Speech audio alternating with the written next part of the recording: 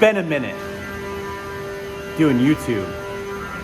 So I'm gonna talk about the design of the shark here. It's actually amalgamation of like a few different things. But yeah, mainly it's a shark. So let's get into it. So I started off with a piece of paper and I was like, I really want to draw, or I really wanted to like kind of design this around an animal. So picked out a shark and then just sort of started sketching until I got this design, which you could see that these have kind of jimping on top, the earlier ones. I think I got rid of that, honestly. No, I didn't. I kept that on there. Huh. Oh no, I got rid of it. So I got rid of that little jimping on top of these. This is my old Maker's Mark. Long story. Anyway, so that's what these came out to be, was the great white shark. And then fast forward a few months, and this was in, I think, 2019 when all of this came about. And then I designed a knife called the bull shark. So smaller, similar curves, and then this radius is actually, Steve mentioned before that a lot of knife makers get some of their design elements from the tools they have. So this radius is actually this radius right here on this bottom wheel. But essentially that design right there, I took that and I laid it over top of that other shark design that I had. So here's the other shark design, the great white, and then I laid that one on top, and then I kind of just cut this radius out, added the holes and all that, and then we get the shark out of this guy and a mixture of that bull shark and this thing. So I took those two patterns and laid that one over top, and then got this. Added the choil, and then cleaned up some things. I believe I used like wood or acrylic or something, I can't remember. And then we got that. So that shark design came from two different designs that I previously designed and then kind of mashed them together. And if we scroll up, so yeah, here's that bull shark right there. You can see those curves are more in line with the curves of this. But basically the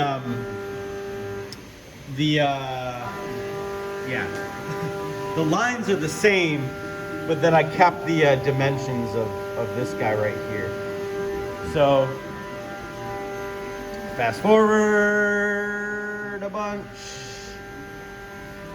And then we have all of these, which I had a template for, and then would get a rough shape and then put the template on there after I put the holes on, and then went from there.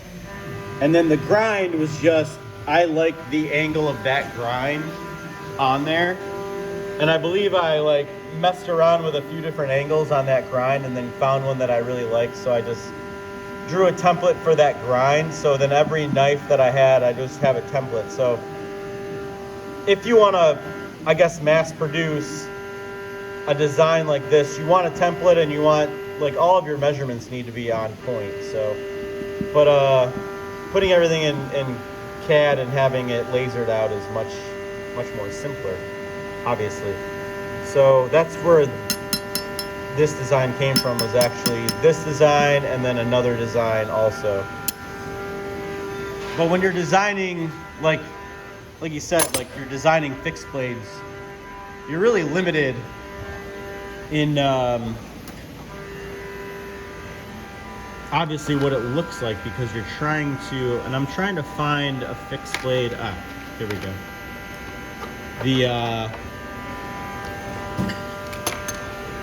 The Rainer Knives Fast Pack. And I'm sure they didn't go around just trying to copy people, but you can see the curve on that.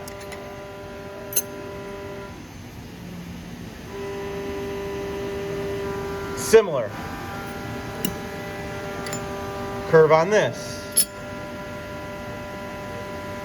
Similar. So if you're trying to find something that fits your hand, you're very limited on your curves, stuff like that. So yeah, your choices are limited in that realm. But as you can see, this radius, they're all similar. And I don't know what these guys used to draw this out, if they used a CAD program or if they did it by hand, but clearly everyone has something in common with all of these. So if we go to DLT,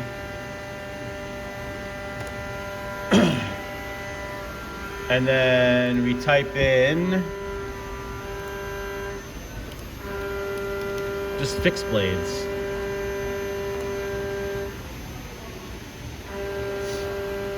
And we can see that all of these have like a radius, like Remington. I mean, Lion Steel has a slight radius on all of theirs. This one is more of a straighter, I guess. This one more straight. I mean, all of these are, except for this guy, because these are, but you know what I mean? You're gonna have similar radius on a lot of these things. Now, that goes without saying, like, I guess if even blade shape has, you know, a little bit, like, you're very limited on that. So if it's going to be a worn clip, like, you have all of these standard blade shapes as well. So worn clip, drop point, trailing edge, leading edge, blah, blah, blah. All these things. Like, there's only so many combinations you can put together and get a thing. As far as fixed blades, folders you can go crazy with. So yeah.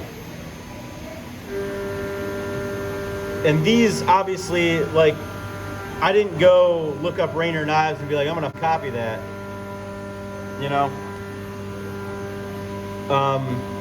Just like some people look at other knives and say, I'm gonna go out and copy that, especially well-established or, you know, what have you. Like, even new guys, like, they're gonna use tools that they have available to them. Just different things around the shop. Like, if you weren't looking for a radius of something, you could use this. Trying to get straight lines, you could use this. You don't have a ruler. Old designs on top of new designs and all that. So, yeah. So yeah, it's all about like when you design, trying to think about, like, you could go on and look at every single, you know, design and try to, like, design yours outside of that, but I guarantee you're going to design something that looks similar or is very close. And your brain is going to pick up on those little details whether you like it or not. It's just going to happen. Like, even the blade shape of the shark is like a leaf shape blade. Like, I didn't go out and just, you know, copy that leaf shaped blade. It just happened to be that way because a nose of a shark has that sort of shape. So, I mean, there's a difference if you're making a fixed blade and a folder. Whereas fixed blades, you're very limited to a lot of things because you really only have so many things to choose from. Sorry, that thing's running. I'm gonna talk over it. You only have so many options, and you're trying to fit a hand, and whether it be, you know, tactical or a neck knife or an EEC knife or a bushcraft or something like that. You're very limited in all of those fields as far as fixed blades because like I said, you have so many limited blade shapes, you have so many, you know, limits of handles and stuff like that, that you can really, because there's it's like one handle, like, whereas like a folder, you can literally, the sky's the limit with folders. So yeah, and yeah, like Lindy reached out to me and I was literally like, who cares, just send it. I don't care. Like, if we're gonna sit here and bicker about that, then now if it were a folder and she was like, hey, I made this folder and it looks just like your folder, I'd be like, listen, man, you got to figure something else out. But I mean, you can't really, with fixed blades, it's you can't. Very difficult. So have fun.